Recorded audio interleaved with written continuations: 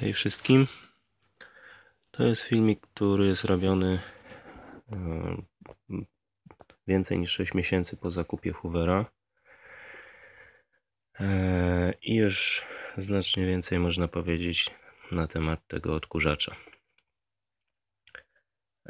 Co do siły ssania, czyli odkurzania powierzchni, nie mam właściwie zastrzeżeń. Pojemnik jest faktycznie wygodny, jeśli chodzi o to, że nie ma worka. Jedyne, do czego mogę mieć zastrzeżenia, to plastik, który jakoś mnie nie przekonuje, że on wytrzyma więcej niż 2 lata. Szczególnie na tych zaczepach. Tutaj jest taki jakiś, nie wiem, czy to będzie widać. Nie wiem, czy widzicie tutaj taki jaśniejszy. To nie jest odbłysk od plastiku, tylko to jest takie, jak się plastik ściska albo nagina. O, świetnie. To on się odkształca i zmienia swoje właściwości. Już nie jest taki elastyczny.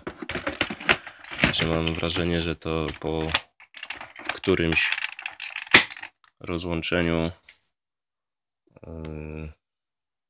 rozpięciu niestety pęknie, łamie się. A znalezienie samego zaczepu raczej nie będzie możliwe. Cały pojemnik może tak, ale pewnie będzie za 200 albo więcej, także będzie to zakup absolutnie bez sensu. Także bezworkowość i siła ssania zdecydowanie na plus. Czy jest głośny? Nie jest wybitnie cichy moim zdaniem. Mam wrażenie, że jeden z odkurzaczy Philipsa, który mają znajomi, jest cichszy, ale to jest tylko wrażenie subiektywne. Nie mam żadnych narzędzi pomiarowych. Także na pewno nie jest głośny. Może tak. Natomiast jest sporo rzeczy, które albo mnie denerwują, albo powodują, że jestem niepewny co do zasadności zakupu tak drogiego odkurzacza. Przypominam, że kosztował 600. Trochę taniej go się dało kupić, ale to tylko przez przypadek. Natomiast normalna cena to jest 600. Po pierwsze co? Zwijacz. Jest słaby bardzo. Jest delikatnie zawinięty.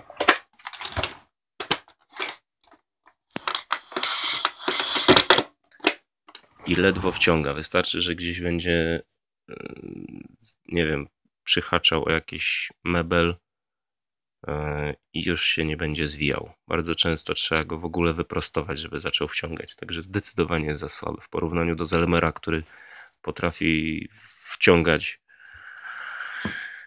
krzesła na przykład, o które zawinięty jest kabel, to ten jest zdecydowanie za słaby. Mimo że wydaje się, że konstrukcja jest taka okrągła, to w codziennym użytkowaniu w pomieszczeniach, które nie są specjalnie duże, między meblami jak przejeżdża, zahacza się odkurzacz w 2 miejscach i trzeba niestety nim trochę poszarpać, żeby puścił. Zahacza się tutaj i mimo że tutaj jest nieduży kąt, to na tej części też. Szczególnie dobrze to widać na lakierze, który już poschodził. Jest zdarty. Tutaj tak samo poobijany. Jakoś ten lakier specjalnie się nie trzyma. To jest tylko 6 miesięcy i już jest poobijany. Także jest to mocno denerwujące, jak się zahacza o praktycznie wszystko, co tylko się da.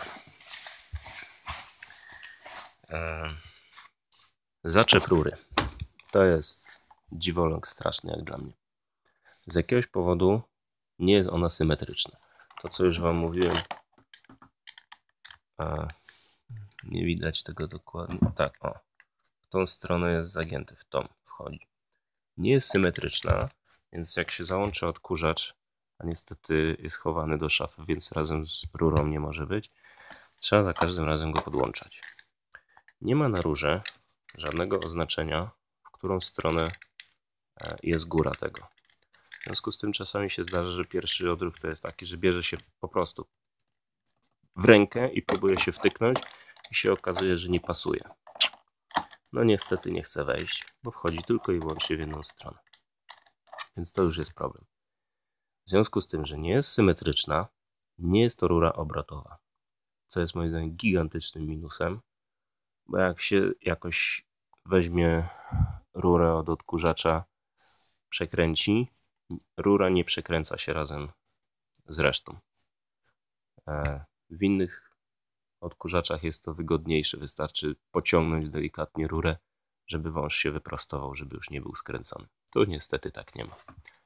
Dodatkowo, no sorry niestety, ale mam taki aparat jaki mam, więc jest trochę chyba niewyraźnie. Plastik, który tutaj jest zastosowany, zresztą słyszycie jak to wszystko trzeszczy. Te, nie wiem, blaszki, tak to nazwijmy, mam wrażenie, że są bardzo delikatne. Ten zaczep, mam wrażenie, że czasami aż się po prostu nie dochodzi do skutku. Tutaj te ząbki to trzeba mocno dopchnąć, a jednocześnie jest to tak słaba konstrukcja, mam wrażenie, że też mi się nie chce wierzyć, żeby to wytrzymało dłużej niż 2 lata.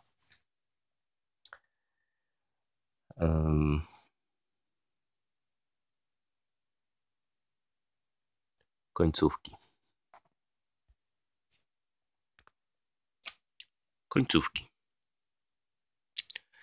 Tak naprawdę korzystamy... Boże, nienawidzę tego zwrotu tak naprawdę. Gadam jak polityk. W rzeczywistości używana jest tylko i wyłącznie ta końcówka ze zmienną wysokością szczotek, albo chowana, albo wystająca. Świetnie sprawdza się do dywanów, do powierzchni płaskich, twardych. Generalnie też nie mogę narzekać. Natomiast powiedzmy do zakurzonych mebli ta jeszcze rzadko szczelinowa, której tutaj nie mam, gdzieś mi wsiąkła, nie chce mi się teraz szukać, no to czasami się też przydaje. Natomiast tak, to jest do dywanów.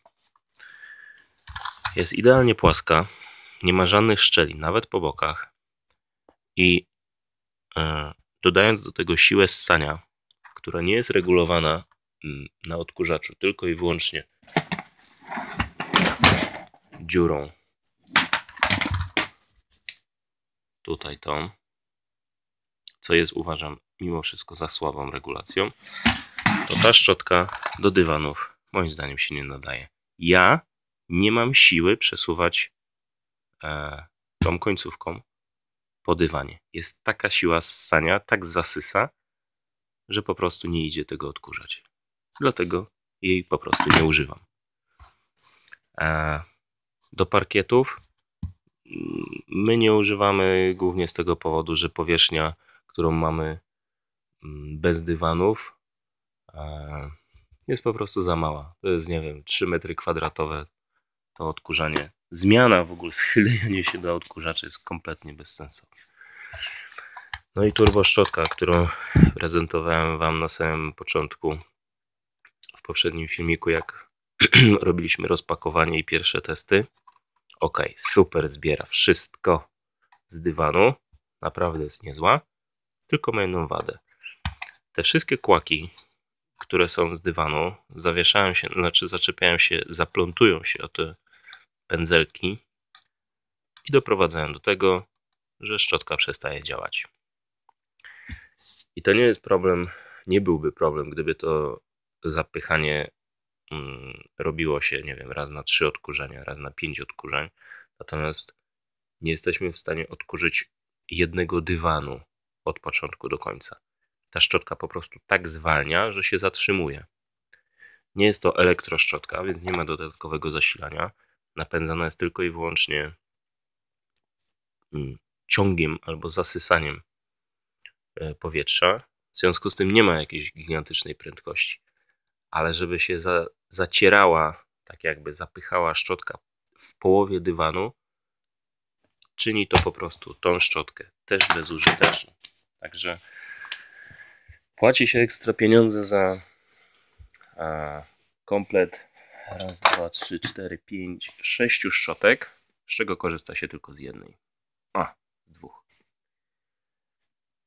Także pod tym względem jest to nieopłacalny zakup.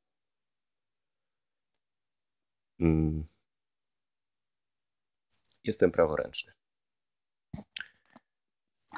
I mam zastrzeżenia co do włącznika, wyłącznika.